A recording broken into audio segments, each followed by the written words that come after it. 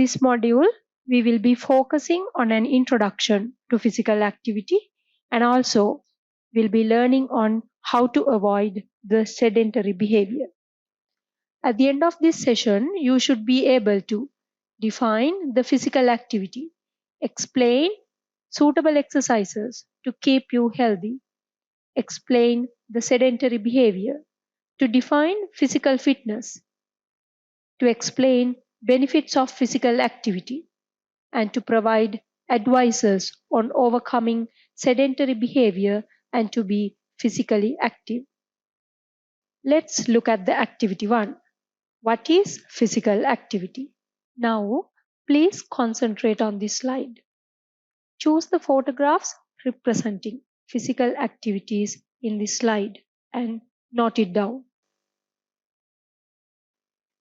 Now, let's move on to activity 2 to learn the basics of physical activity.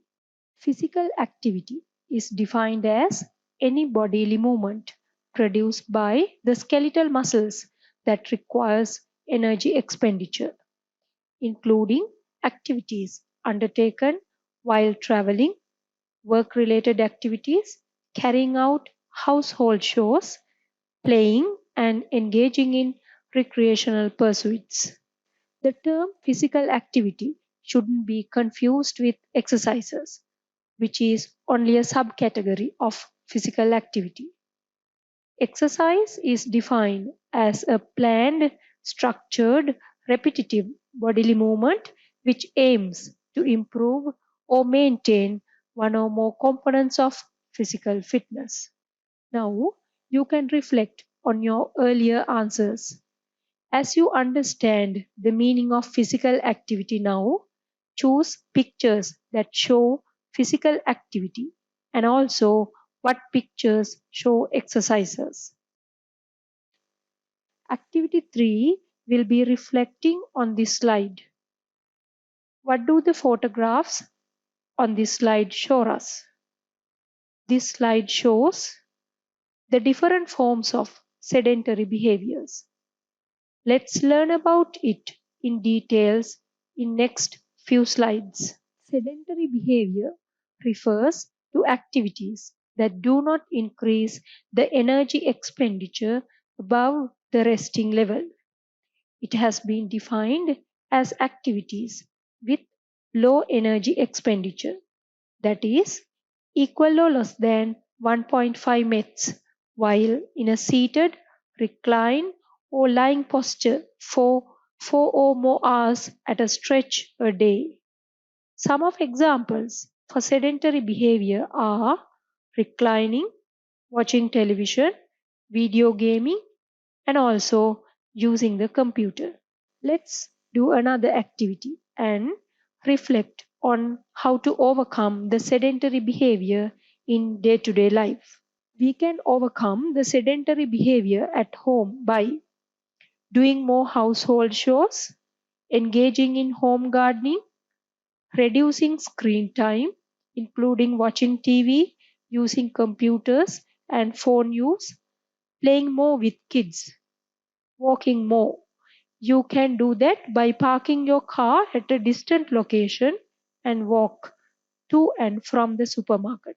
Maximize the standing time instead of long sitting or supine hours. We can overcome the sedentary behavior at the workplace or while traveling by walking more. Try to achieve 10,000 steps a day, which spreads throughout the day. Getting down from the bus at least one bus stop before the closest and walk to the office. Take stairs instead of elevators. Maximize standing time instead of long sitting hours. Holding walking meetings. Conducting small exercise sessions in between meetings. And changing the posture at least hourly. In this slide, we will learn the definition of physical fitness. Physical fitness is a state of health and well-being, and more specifically, the ability to perform sports, occupation, and daily activities effectively and efficiently. Physical fitness is generally achieved through the proper nutrition, moderate and or vigorous physical activities, and through a sufficient rest.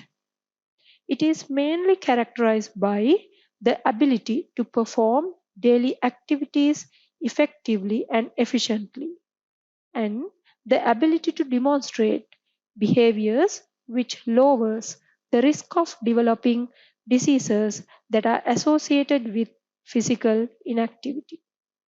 The physical fitness is divided into two: health related and skill related. Components of health related physical fitness are cardiorespiratory fitness, body composition, muscle strength, muscle endurance, and flexibility. Skill related physical fitness includes agility, balance, coordination, speed, power, and reaction time. In this slide, we are going to learn on how to measure the intensity of physical activity. The intensity for physical activity is divided into three: light, moderate, and vigorous or high. Talk test is a commonly used subjective measure which is used to measure the intensity of physical activity. If an individual is able to talk and sing during the activity, then he or she is engaging in light intensity physical activities. If the individual is able to talk but not sing, then he is doing moderate intensity physical activities. If the individual finds it difficult to continue even a conversation during the activity, then it's called vigorous or high intensity. Physiological measures of gauging exercise intensity include heart rate maximum and heart rate reserve. The absolute measures include metabolic equivalent of task, which is more commonly recognized as METs. Levels gauging the intensity using absolute and physiological measures are shown in the slide. Moderate intensity physical activity requires a moderate amount of effort and noticeably it accelerates the heart rate. Some of the examples include dancing, gardening, household work, slow pace cycling, and many more as shown in this slide. Vigorous intensity physical activity requires a large amount of effort and it causes rapid breathing and a substantial increase in the heart rate. Examples of vigorous intensity exercises are running, walking or climbing briskly up a hill, fast cycling, aerobics, and many more as shown in this slide. Now let's start the activity 5. What are the benefits of being physically active? You may think and note them down. Benefits of being physically active are: it reduces the risk of cardiovascular diseases, diabetes, and stroke. It raises the level of HDL cholesterol, helps to reduce the blood pressure, prevents or reduces the risk of osteoporosis, reduces the death from cancers such as colon and breast cancers. Not only the physical benefits, it also improves the psychological well being, including self confidence and self esteem. Now, you can compare these with the list you thought. These are some of other benefits of physical activities. It improves low back pain, improves sleep, reduces depression, reduces and maintains the body weight, improves bone strength and prevent falls, and therefore it essentially prevents hip and vertebral fractures. It reduces the risk of developing Alzheimer's disease.